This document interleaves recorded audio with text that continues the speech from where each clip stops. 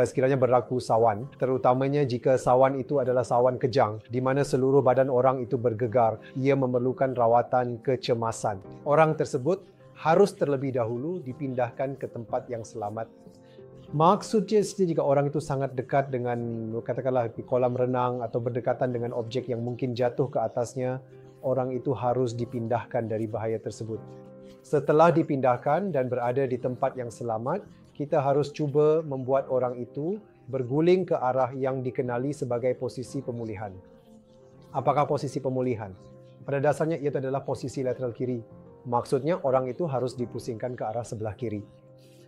Maksudnya itu lengan dan kaki kiri harus berada di lantai, manakala lengan dan kaki kanan harus berada di atas. Sekiranya orang itu bergegar dengan sangat kuat dan tidak dapat dipusingkan, itu tidak mengapa.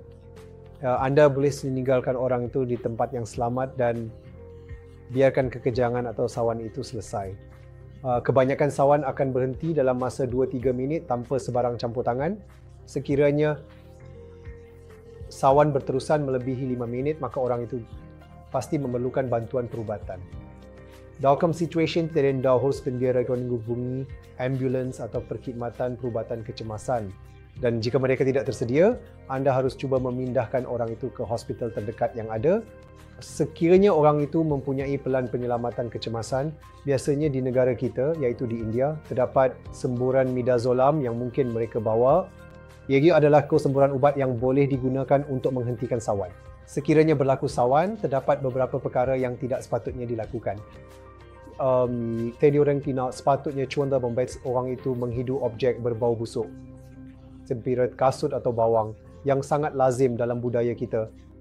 Orang juga tidak sepatutnya cuba memasukkan apa-apa ke dalam mulut mereka. Kerana itu sebenarnya boleh menjadi berbahaya. Orang tidak sepatutnya cuba membuka mulut seseorang secara paksa kerana semua proses tersebut boleh melibatkan bahaya yang wujud. Walaupun secara budaya sangat lazim di negara kita untuk cuba benar-benar membuka mulut orang itu secara paksa, tetapi ini tidak sepatutnya dilakukan. Sekiranya berlaku sawan yang berpanjangan, iaitu sawan lebih daripada 5 minit, orang itu harus segera dipindahkan. Sama ada melalui ambulans atau melalui cara pengangkutan lain ke hospital berdekatan.